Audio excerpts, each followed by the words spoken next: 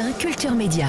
On ouvre ce journal avec une information qui concerne RT, Russia Today. Un sénateur demande à l'Arcom, l'ancien CSA, l'ancien entre guillemets gendarme de l'audiovisuel, de suspendre la diffusion de cette chaîne d'information en France. Après avoir été interdite de diffusion en Allemagne au début du mois et menacée d'interdiction au Royaume-Uni, on en parlait hier, c'est désormais en France que la chaîne RT est remise en question. Dans le contexte actuel d'extrême tension entre l'Occident et la Russie depuis que Vladimir Poutine a déployé hier matin des troupes en Ukraine, Laurent Lafont, le président de la culture du Sénat, a demandé à Roch-Olivier Maistre, le président de l'Arcom, de suspendre immédiatement l'autorisation de RT en France. Le sénateur nous explique les raisons de cette demande.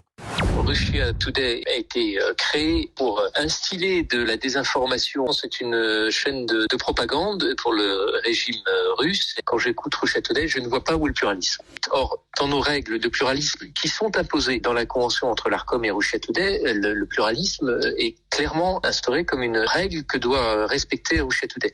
La Russie a déclaré la guerre à l'Ukraine et indirectement à tout le bloc occidental. Je pense qu'il ne faut plus faire preuve de naïveté par rapport à l'attitude du président Poutine.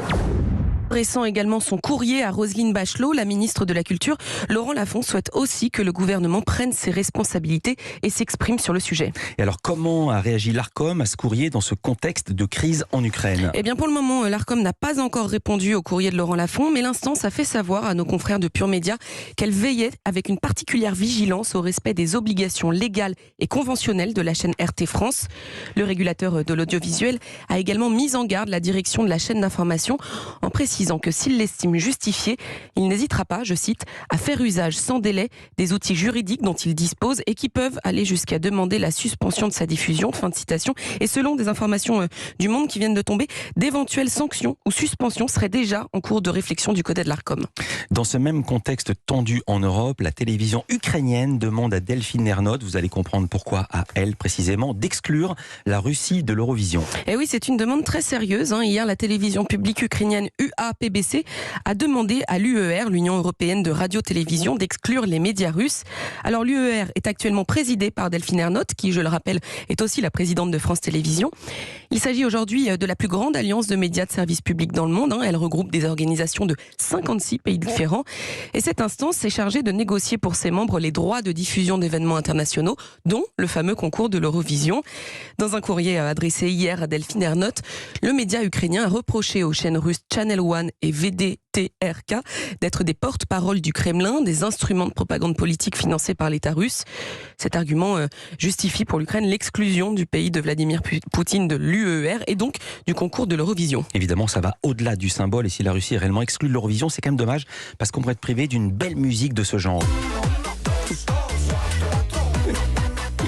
Voilà, c'était les performances de la Russie à l'Eurovision. Je rappelle que l'Eurovision aura lieu à Turin le 14 mai prochain. Nous revenons en France avec cette information. Le magazine People Closer publie aujourd'hui une interview de Valérie Pécresse dans le cadre d'une série d'entretiens intimes avec les candidats à la présidentielle. Et oui, on connaît surtout le magazine Closer pour ses photos de paparazzi, pour les scoops qu'il a révélés comme la liaison entre François Hollande et Julie Gaillet à travers les fameuses images du président sur son scooter en 2014. Eh bien, cette fois, certains candidats à la présidentielle ont accepté de parler ouvertement au magazine de sujets bien éloignés de la politique. La première à s'être prêtée au jeu, c'est Valérie Pécresse, qui a dévoilé dans des informations très personnelles sur sa vie. La femme politique revient par exemple sur ses chagrins d'amour, sur l'adolescente qu'elle était ou encore sur les marques de vêtements qu'elle aime porter. Joséphine Simon-Michel, la journaliste à l'origine de cette interview, nous raconte comment elle a réussi à convaincre Valérie Pécresse d'accepter de se confier au journal Closer. Pour convaincre Valérie Pécresse, c'était plutôt facile. J'ai tout d'abord envoyé un message à son directeur de cabinet, Jean-Marc Zakia, et donc j'ai réussi à obtenir un rendez-vous une semaine après et j'ai eu 1 heure avec elle. Elle savait très bien que ça n'avait rien à voir de politique et on avait besoin de dévoiler la femme qu'elle est, la mère, l'épouse. Dans cette interview qui paraît dans le numéro d'aujourd'hui, Valérie Pécresse se confie notamment sur l'agression qu'elle a subie dans une cage d'escalier quand elle avait 22 ans. J'ai demandé à Joséphine Simon-Michel si Valérie Pécresse était à l'aise à l'idée de répondre à ces questions d'ordre privé. L'impression qu'elle m'a donnée n'était pas forcément d'une femme très très à l'aise. Elle est plutôt habituée au genre de questions politiques. Et là, avec moi, je lui ai posé des questions tellement personnelles que parfois, elle s'arrêtait pour répondre. Elle n'avait pas l'habitude de ce genre de questions. Et ça la décontenançait. Mais en tout cas, elle a pris un temps de se confier. Et c'est ça qui est intéressant, en tout cas, dans le résultat de cette interview. D'autres candidats ont déjà accepté de se prêter à l'exercice de cette interview pour Closer. Leurs noms n'ont pas encore été dévoilés. Je rappelle que l'interview de Valérie Pécresse est à trouver dans le numéro de Closer, sorti aujourd'hui en kiosque. Fort Boyard, le jeu est également dans l'actualité. L'émission va se séparer de ces fameux tigres dès la prochaine saison. Et oui, les tigres ne garderont plus le trésor de Fort Boyard dès cet été. Adventure Line Productions, ALP, la société de production à l'origine de l'émission, a pris cette décision pour répondre à un mouvement sociétal sur la protection des gros animaux et notamment des félins. Dans un communiqué publié hier, ALP a assuré être soucieux et attentif au bien-être des tigres et des autres animaux présents sur le fort. Alors il faut dire que depuis quelques saisons, plusieurs associations de protection des animaux dénonçaient la présence des tigres dans l'émission. Le journaliste Hugo Clément avait aussi relancé le débat en refusant de participer aux épreuves impliquant des animaux. Alors si Fort Boyard n'était pas encore tenu par la loi de se séparer de ces tigres, cette décision s'inscrit quelques mois après que le Parlement ait adopté une nouvelle proposition de loi visant à lutter contre la maltraitance animale. Une proposition de loi qui prévoit aussi l'interdiction progressive des animaux sauvages dans les cirques. Et alors question, que vont devenir les tigres de Fort Boyard ? Eh bien, ils vont partir à la retraite, Philippe. Ils resteront désormais dans la réserve animalière de leurs propriétaires et éleveurs. Dans leur communiqué, ALP et France Télévisions ont également annoncé qu'ils verseraient une somme à cet éleveur afin que les félins de Fort Boyard bénéficient de tous les soins nécessaires jusqu'à la fin de leur vie. L'idée, en fait, c'est qu'ils vivent la retraite la plus paisible et la plus confortable possible.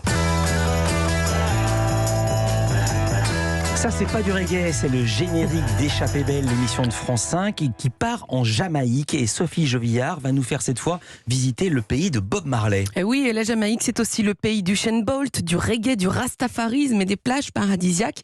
Mais derrière tous ces clichés connus du monde entier, l'animatrice Sophie Jovillard a découvert bien d'autres aspects du pays et de ses habitants pendant le tournage de l'émission. Ce que j'ai découvert vraiment là-bas, c'est ce côté un peu Éden naturel.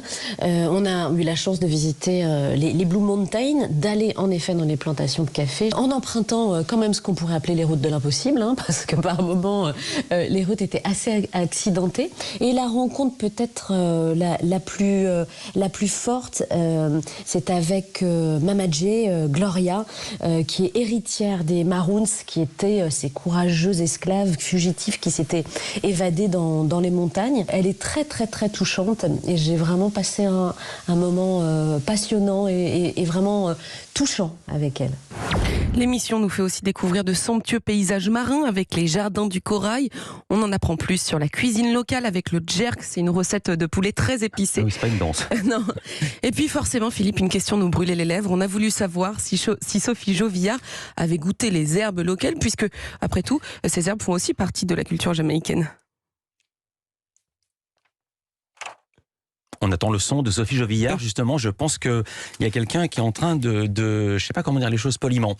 On a perdu le son de Sophie Jovillard. Est-ce que Sophie Jovillard, en Jamaïque, a goûté ou non les herbes locales ? Habituellement, dans chaque pays où elle passe, elle goûte les herbes locales. Mais cette fois-ci, qu'est-ce qu'on en dit ? On va l'entendre. Eh ben, on n'a pas ce son.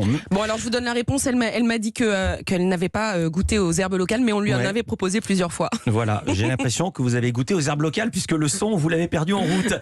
Échappée belle, Jamaïque, généreuse par nature. C'est demain soir sur France 5 à partir de 20h55. Merci beaucoup Héloïse Goua. Les infos à retrouver dans la newsletter média. C'est gratuit, c'est sur europe1.fr. À lundi pour un nouveau journal des médias. Bon week-end. À lundi.